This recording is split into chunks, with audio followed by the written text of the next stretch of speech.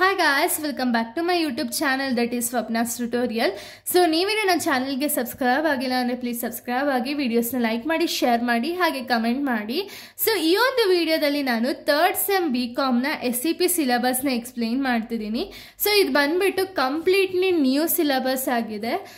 So ಇದರಲ್ಲಿ ನಮಗೆ financial management ಅಂತ ಹೇಳಿ ಒಂದು ಸಬ್ಜೆಕ್ಟ್ ಇದೆ, ಓಕೆನಾ. ಸೊ ಆ ಸಬ್ಜೆಕ್ಟ್ನ chapter 1 overview of financial management ಅನ್ನೋ ಒಂದು ಚಾಪ್ಟರ್ನ ಎಕ್ಸ್ಪ್ಲೇನ್ ಮಾಡ್ತಿದ್ದೀನಿ. ಸೊ ಇದು ಬಂದ್ಬಿಟ್ಟು ಪಾರ್ಟ್ 5th ವಿಡಿಯೋ ಆಗಿದೆ. ಸೊ ಆಲ್ರೆಡಿ ನಾನು ಪಾರ್ಟ್ 1 to 4 ಆಲ್ರೆಡಿ ಅಪ್ಲೋಡ್ ಮಾಡಿದ್ದೀನಿ. ಸೊ ಯಾರೆಲ್ಲ ಆ ವಿಡಿಯೋಸ್ನ ನೋಡಿಲ್ವೋ ಒಂದ್ಸತಿ ಆ ವಿಡಿಯೋಸ್ನ ನೋಡ್ಕೊಂಡು ಬಂದು ಈ ಒಂದು ವಿಡಿಯೋನ ನೋಡಿ, ಬಿಕಾಸ್ ನಿಮಗೆ ಕಂಟಿನ್ಯೂಷನ್ ಅನ್ನೋದು ಪ್ರಾಪರಾಗಿ ಸಿಗುತ್ತೆ ಅಂತ ಒಂದು ರೀಸನಿಂದ, ಓಕೆನಾ.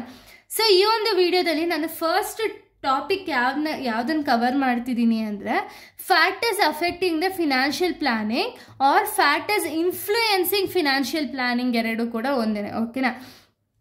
ಅಂದರೆ ಯಾವ್ಯಾವೆಲ್ಲ ಫ್ಯಾಕ್ಟರ್ಸ್ ಇನ್ಫ್ಲೂಯೆನ್ಸ್ ಅಥವಾ ಯಾವ್ಯಾವೆಲ್ಲ ಫ್ಯಾಕ್ಟರ್ಸ್ ಅಫೆಕ್ಟ್ ಆಗುತ್ತೆ ಒಂದು ಫಿನಾನ್ಷಿಯಲ್ ಪ್ಲಾನಿಂಗ್ ಅನ್ನೋದನ್ನ ಮಾಡಬೇಕಾದ್ರೆ ಅಂದರೆ, ಸೊ ಇಲ್ಲಿ ಸ್ವಲ್ಪ ಫ್ಯಾಕ್ಟರ್ಸ್ ಇದೆ. ಈ ಫ್ಯಾಕ್ಟರ್ಸ್ಗಳು ತುಂಬಾ ಎಫೆಕ್ಟ್ ಆಗುತ್ತೆ ಯಾವಾಗ ಬಿಸ್ನೆಸ್ ಪ್ಲಾನ್ ಅನ್ನೋದನ್ನ ಮಾಡಬೇಕಾದ್ರೆ ಅಥವಾ ಫಿನಾನ್ಷಿಯಲ್ ಪ್ಲಾನಿಂಗ್ ಅನ್ನೋದನ್ನ ಮಾಡಬೇಕಾದ್ರೆ ಈ ಫ್ಯಾಕ್ಟರ್ಸ್ ಅಫೆಕ್ಟ್ ಆಗುತ್ತೆ, ಓಕೆನಾ. ಯಾವುದೆಲ್ಲ ಅಂದರೆ first one, nature of the business.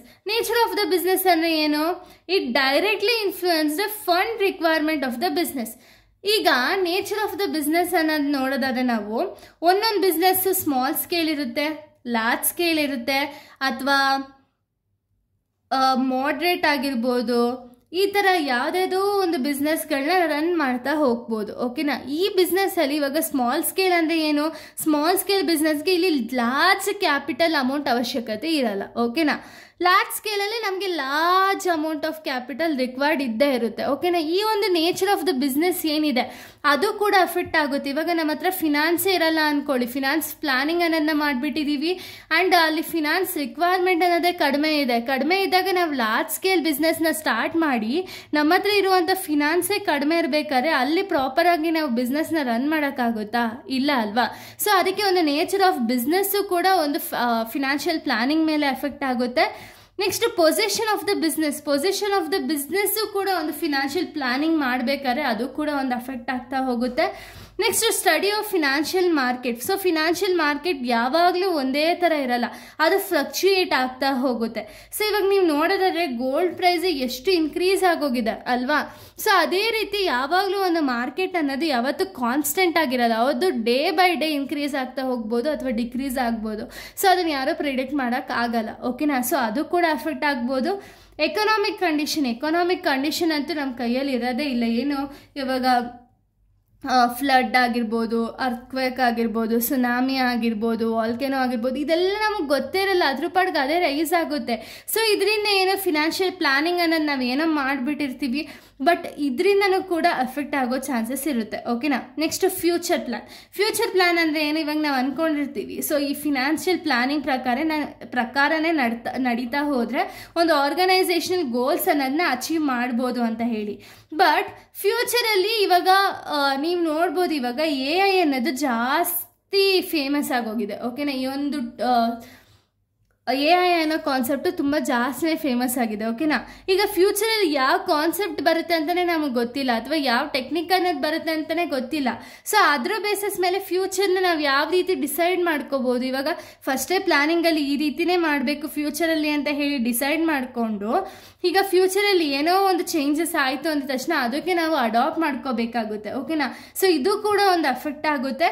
Government policies and control. So government policies ಕೂಡ ಕಾನ್ಸ್ಟೆಂಟ್ ಆಗಿರಲ್ಲ. ಸೊ ಇದು ಕೂಡ ಒಂದು ಬಿಸ್ನೆಸ್ ಮೇಲೆ ಅಥವಾ ಫಿನಾನ್ಷಿಯಲ್ ಪ್ಲಾನಿಂಗ್ ಮೇಲೆ ಎಫೆಕ್ಟ್ ಮಾಡ್ತಾ ಹೋಗುತ್ತೆ, ಓಕೆನಾ. ಇಷ್ಟು ಕೂಡ factors affecting the financial planning ಆಗಿದೆ.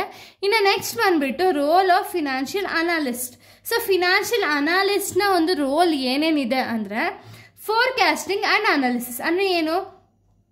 ಅವರು ಫೋರ್ಕಾಸ್ಟ್ ಮಾಡ್ತಾರೆ, ಅಂದರೆ ಫ್ಯೂಚರಲ್ಲಿ ಏನು ಆಗ್ಬೋದು ಅಂತ ಹೇಳಿ ಫೋರ್ಕಾಸ್ಟ್ ಮಾಡಿ ಅದನ್ನು ಅನಲೈಸ್ ಮಾಡೋ ಕೆಲಸ ಫಿನಾನ್ಷಿಯಲ್ ಅನಾಲಿಸ್ಟ್ದಾಗಿರುತ್ತೆ.